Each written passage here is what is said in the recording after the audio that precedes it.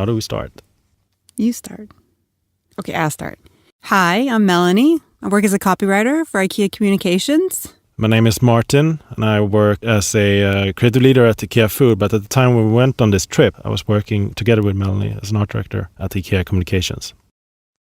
We were lucky enough to be chosen to go on an eyewitness field trip to Sierra Leone in February 2014.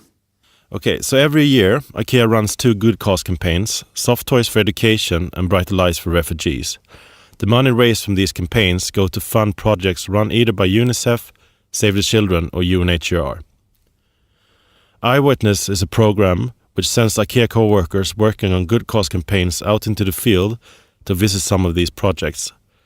The idea being that co-workers get to see where the money goes and see how their hard work in the stores during the campaign affects kids and families in some of these poorest communities in the world. So in January, we got the news we were going to Sierra Leone. Are you excited? Are you nervous? Oh my God, you're so lucky. It's going to change your life. These were just some of the things people said to me.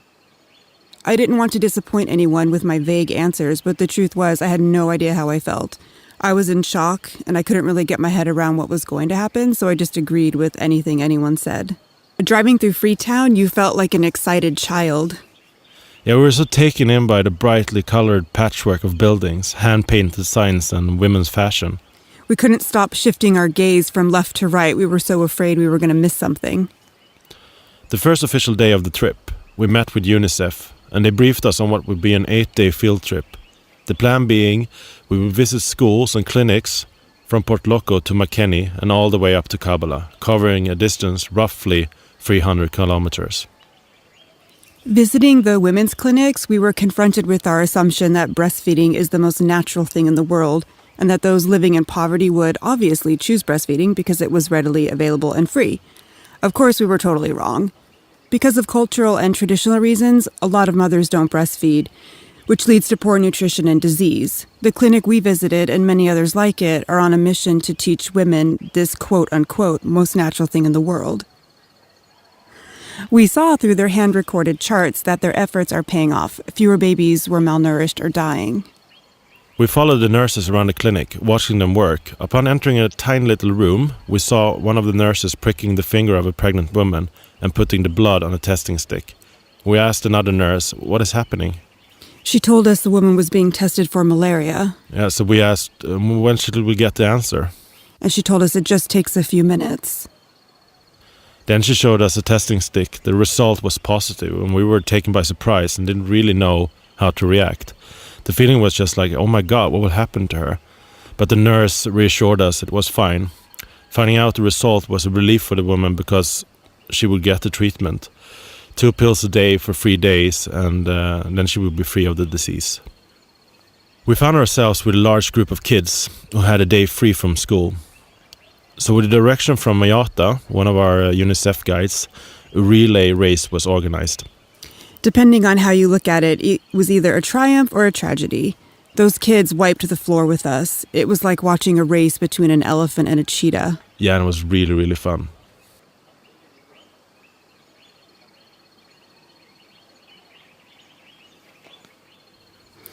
Our first encounter with Susan was during our meeting with the group of men who run the Teachers University in Port Loko.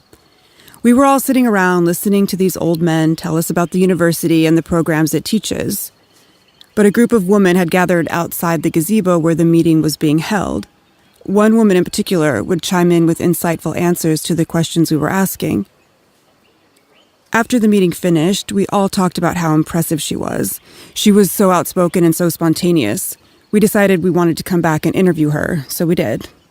This is the time for women. This is our time. And we too should put effort. They cannot push us and then we just relax. We should go the extra mile. We tell the children, you have the potential to even be a lecturer. You have the potential to even be a doctor. You have the potential to even be a whole head of state.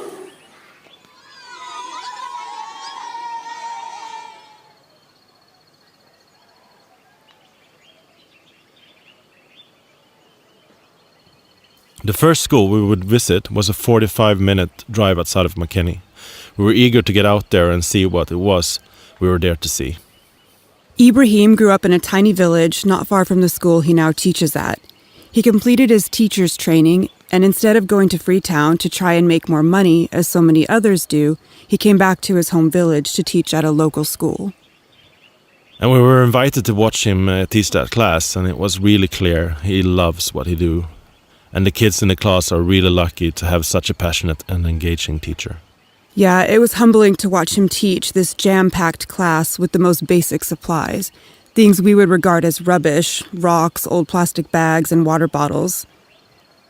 Talk about being resourceful.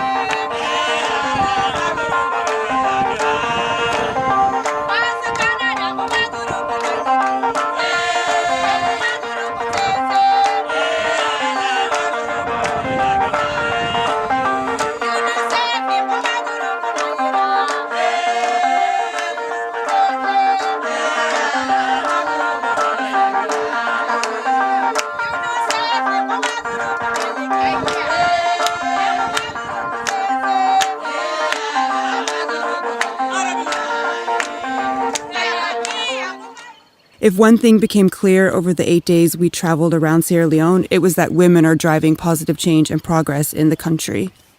And we had the pleasure of meeting with several mothers' clubs in different small villages outside of Kampala. The groups are made up of women who have a strong belief in children's education, equality, and human rights.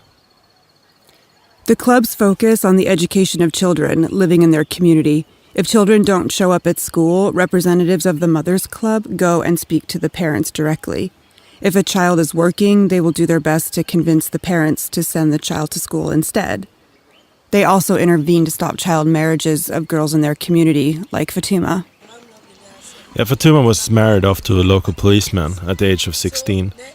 When the Mothers Club learned of the marriage, they traveled 50 kilometers to the village she was in, and they rescued her and returned her to the family and back to school.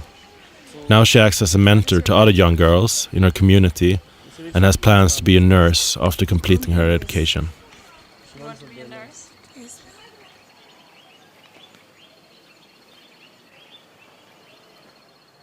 These clubs are in control of their own money, which is typically invested in food and school supplies, but can also be invested into projects like building water wells or school maintenance. To keep building their financial resources, the mothers also produce agricultural products and sell them so they can reinvest into their children's education. All their work is voluntary. Spending time with the Mothers Clubs was such a positive experience. Seeing women team up, and sometimes even against the support of their husbands, drives a lot of change in the society. That was really inspiring. We saw how passionate they were about ensuring high-quality education for their children and protecting them from early marriages and pregnancies so they can go and complete their school, which is not a very common thing in rural parts of Sierra Leone. We met a lot of strong individuals who are motivated and constantly plan new projects to increase the quality of living and to create a better future for their children.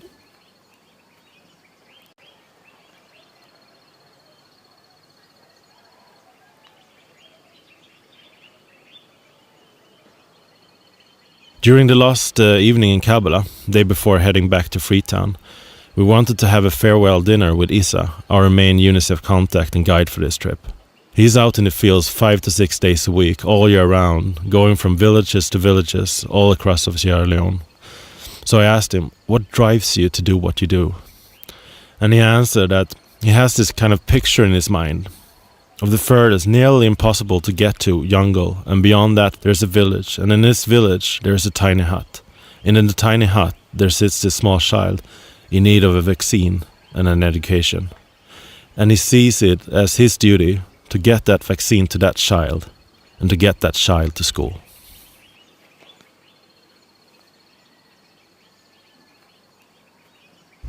Sunday was our last day in Kabbalah, and it was an emotional day. We knew we had a long drive ahead of us, but also we were made to feel so welcomed and were treated so good with such hospitality that we felt a bit melancholy about saying goodbye. On the drive back, we had a lot of time to reflect on the days out in the field. As we were sitting in our cars, looking out the window, we passed by all these small villages. It was a Sunday and people were off work. But they were like sitting there and they were happy, and the grown-ups were sitting on the porches talking and laughing, and the kids were running around playing. But then you get this feeling that it's such a shame that this country, which is full of warm and friendly people, has had to go through everything it's gone through. It's kind of hard to understand how a country so rich in natural resources can be one of the poorest countries in the world. Yeah, but despite all that, there is a real feeling of hope. Seeing the dedication and the hard work of organizations like UNICEF and Cause Canada was extremely humbling. And talking to people like Susan and Ibrahim, passion and drive to make Sierra Leone a better place just radiates from them. UNICEF was eager to hear about the days out in the field, what our impressions were, and what we thought worked and didn't work. They were really pleased to hear how impressed we were with the mothers' clubs, for example. Yeah, and they had quite ambitious plans for expanding the program throughout the entire country. Getting feedback from us, outsiders, reassured them of the program's potentials for real and lasting change. Thank you so much for taking the time to listen to our stories. If you want to find out even more about our trip or are interested on going on an eyewitness trip yourself, you can visit the IKEA Foundation's blog. Thanks. Thanks for listening. Bye. Bye.